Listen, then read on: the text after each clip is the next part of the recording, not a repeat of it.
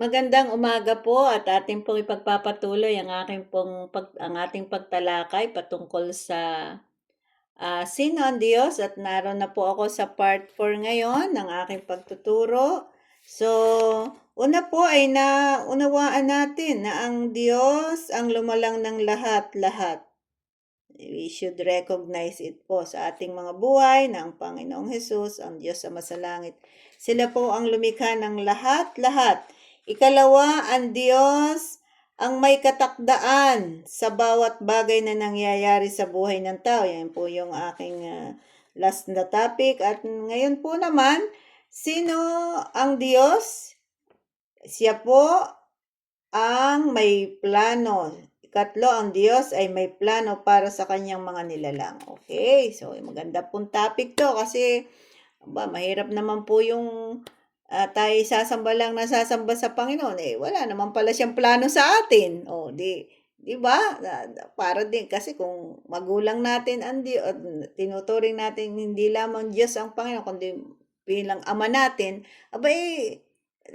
supposed to be, alam mo kung ano yung plano sa iyo ng Ama. Okay?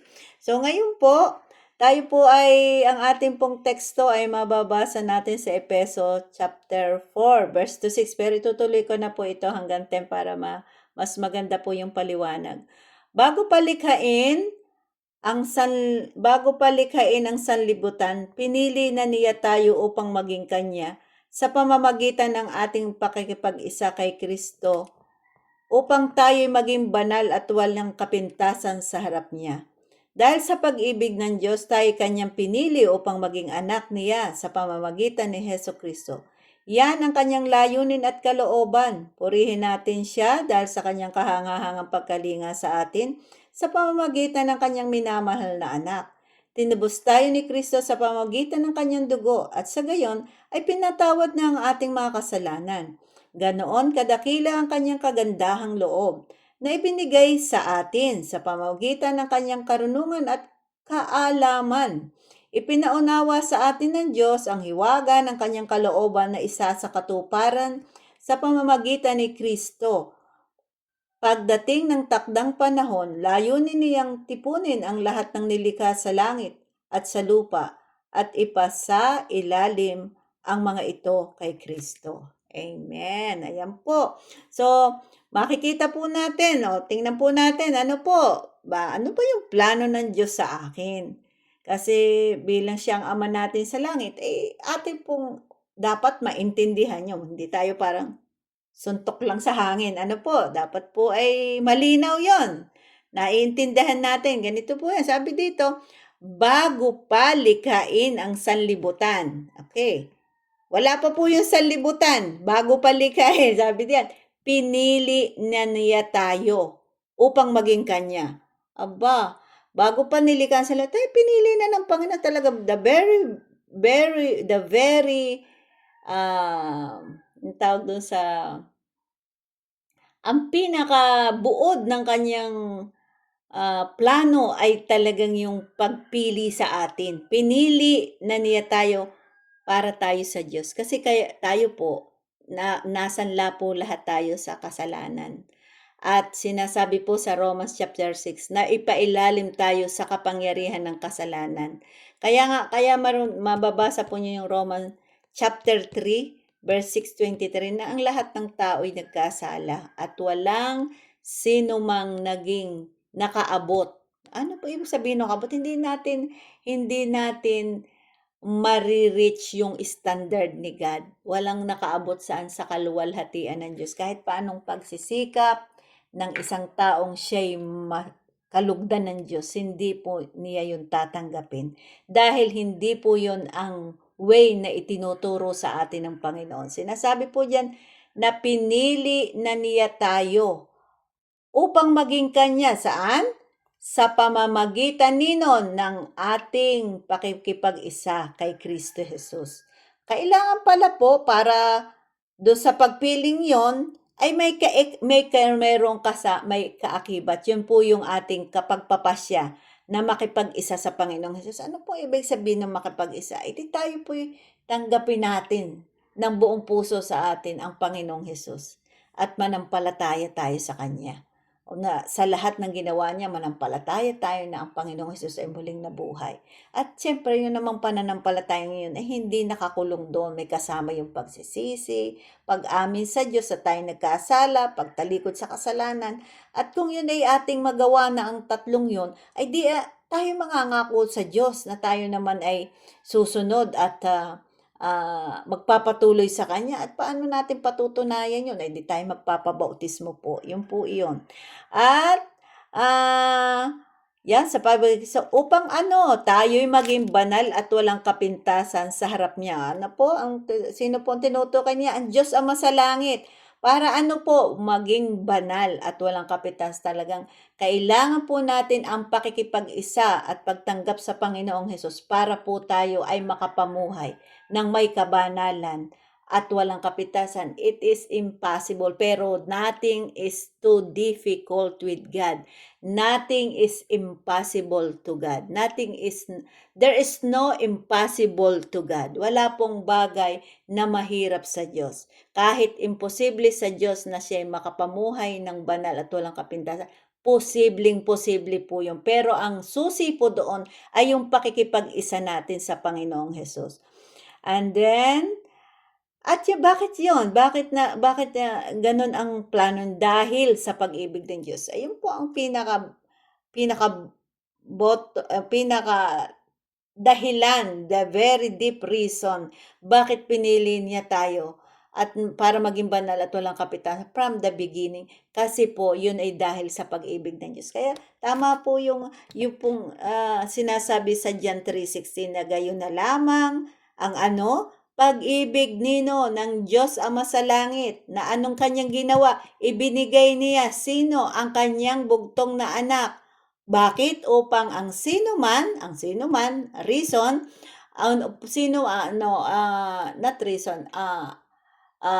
kondisyon, ang sino mang sasampalataya. Ako pala, kailangan munang manampalataya, ay huwag mapahamak. Ano po yung tinutukoy na kapahamakan ay di yung pong apoy ng pagdurusa. Yung pong lake of fire na kung saan ay tayo po'y pahihirapan ang kaluluwa doon araw at gabi kung wala tayong pakikipag-isa sa Panginoong Hesus kapag tayo'y namatay na. Ngayon sabi doon, upang huwag na mapahamak, kundi, kung ikaw ay sumampalataya, kundi magkaroon ng buhay na walang hanggan. Saan naman po yung buhay na walang hanggan? Ay di sa piling po ng Diyos. Kaya po yan po ang layunin ng Diyos sa atin from the beginning. At sa pagkatapos po nito, tayo'y kanyang pinili. O yan. Para upang maging anak niya. Para upang kanina maging banal at wala ngayon naman para maging anak niya. Dahil nang tayo pumapa sa ilalim ng kasalanan, wala po tayo sa pamamahala ng Diyos.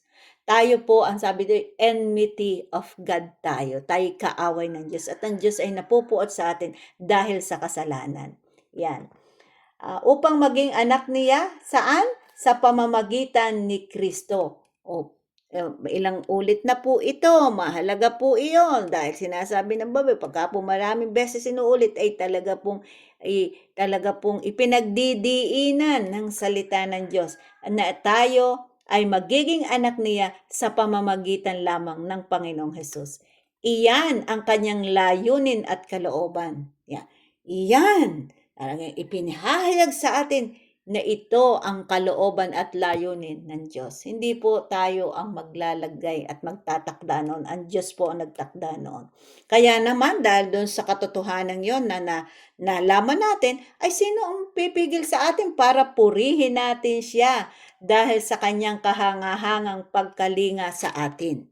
Isip mo, kasi pagka nalaman mo yun, hindi ka na kailangang nobody push you, nobody kailangan pang i-encourage ka na, purihin mo ang Diyos. Hindi ka na kailangan utusan. Ikaw mismo sa sarili mo, matututo kang magpasalamat at magpuri sa Diyos. Sa pagkalinga sa pamamagitan, bakit pupurihin natin? Sa kahangahangang pagkalinga, ito na naman po, inulit-uli.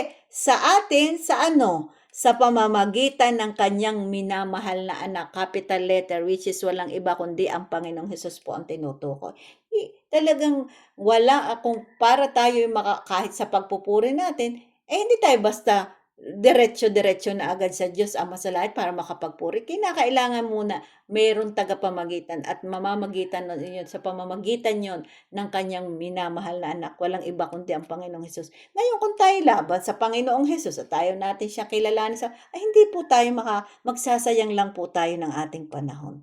Tinubos tayo ni Kristo sa pamamagitan ng kanyang dugo. Ayan po, malinaw po sa pasasikat ng araw na ang itinubos po sa ating buhay ay buhay mismo ng Panginoong Hesus, ang ng kanyang dugo. Sapagkat ang sinasabi sa banal na kasulatan na bago makalapit sa Diyos ang tao, kailangang may alay na dugo.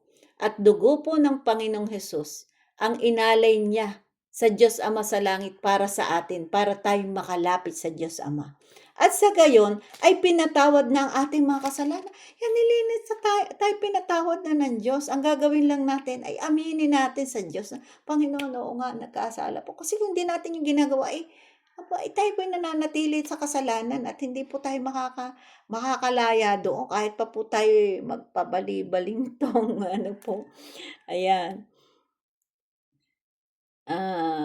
Tinubos tayo ni Kristo sa pamamagitan ng kanyang dugo at sa gayon ay pinatawad na ang ating mga kasalanan. Ganoon kadakila ang kanyang kagandahang loob. Kaya napakadakila ng kagandahang loob ng Diyos. By His grace, na-save po tayo. Na ibinigay sa atin. Siya mismo ang nagbigay. Hindi po natin ito hiningi. Ang Diyos po ang nag-first move para po tayo ay makabalik sa Kanya.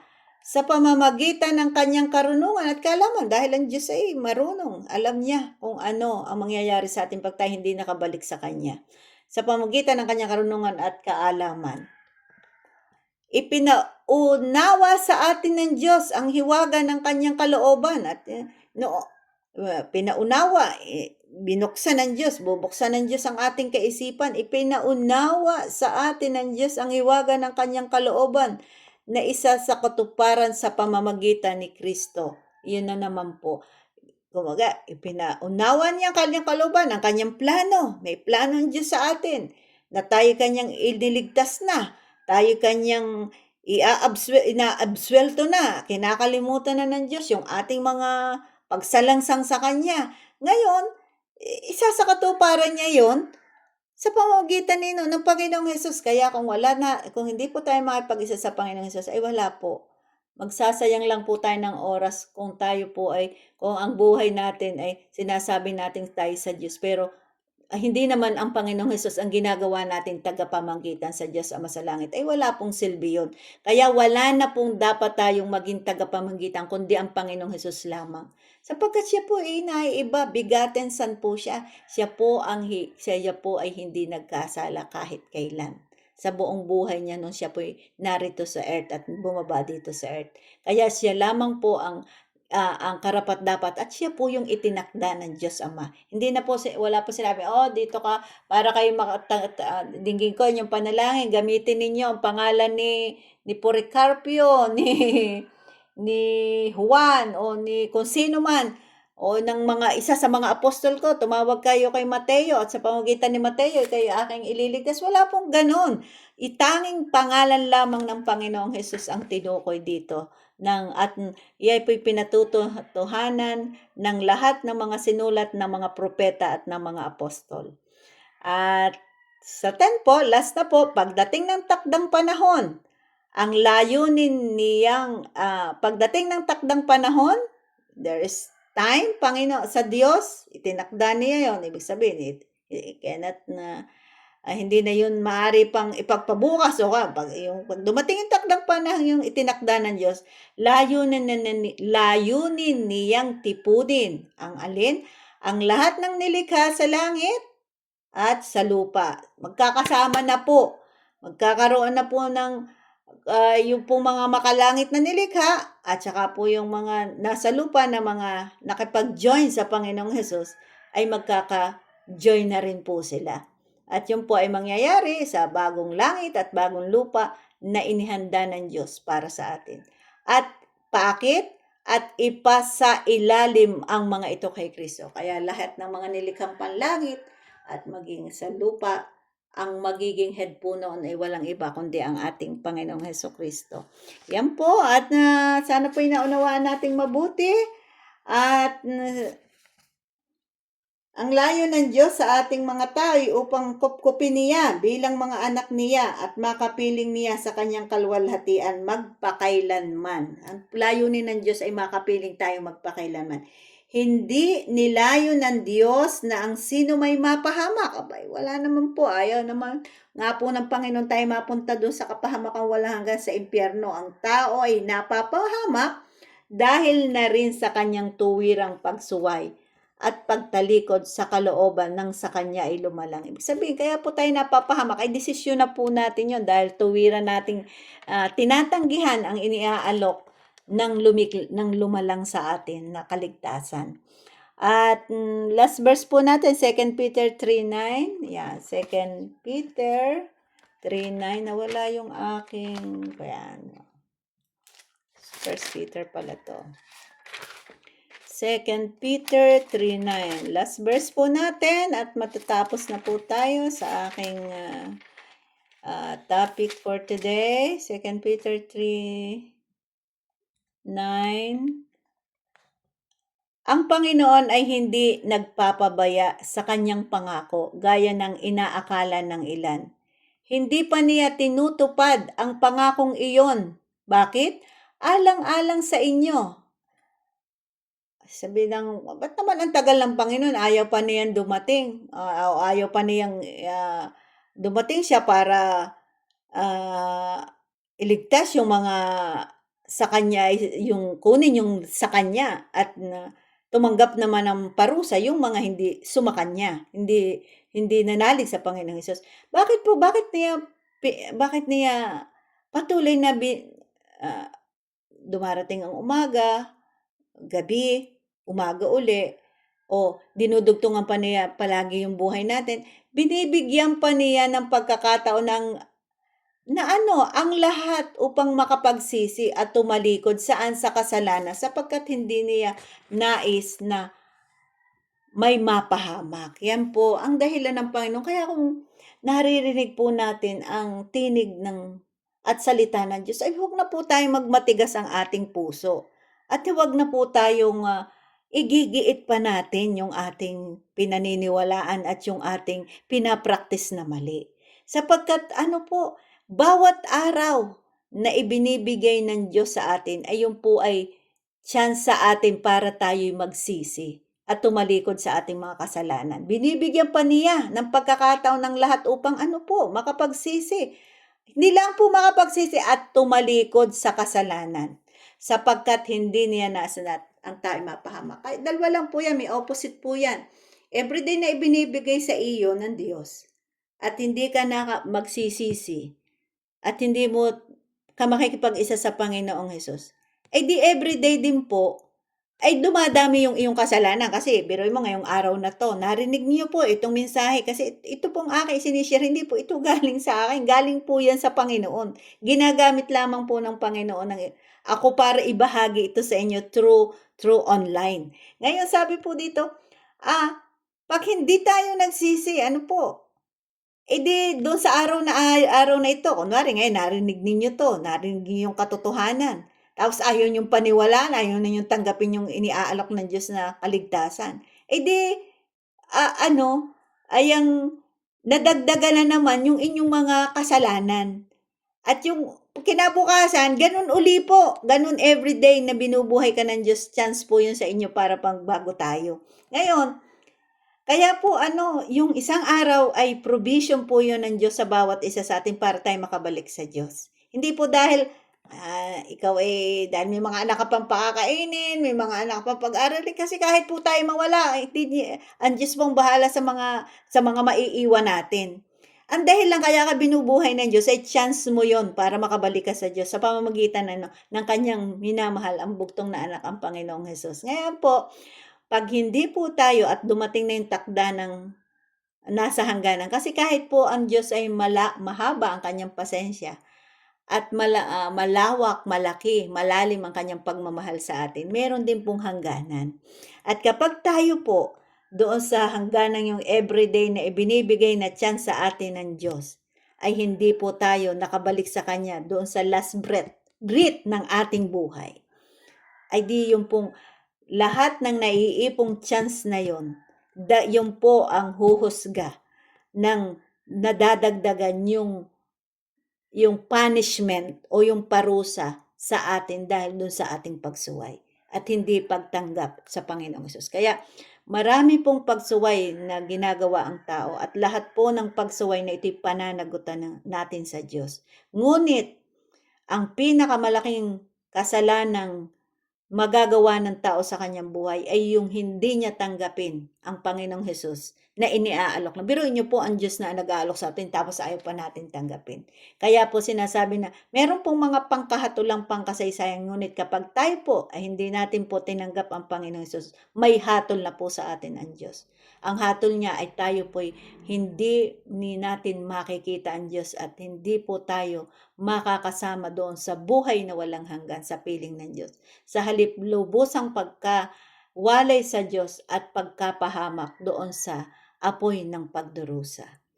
So, yan po for today at sana po ay inyo pong naunawaan, naintindihan sapagkat ako po'y malakas ang boses at akin pong sinisikap na ma-explain sa mas maayos sa pag-explain po ang lahat sa tulong ng Banal na Espiritu, sapagkat hindi naman po tayo makakapangaral kung hindi tayo sinugo para mangaral. Ayan po. Amen po and amen. God bless po to every one of us.